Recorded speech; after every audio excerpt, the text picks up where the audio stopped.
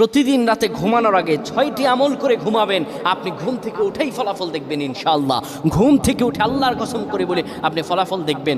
ঘুমাবেন আপনি গুনার বোঝা নিয়ে, ঘুম থেকে উঠে আপনি নিষ্পাপ হয়ে যাবেন ইনশাআল্লাহ, কোনো গুনাহ থাকবে না। যদি প্রতিদিন আপনি ঘুমানোর সময় এই 6টি আমল করে যেতে পারেন, 3বার করে করবেন।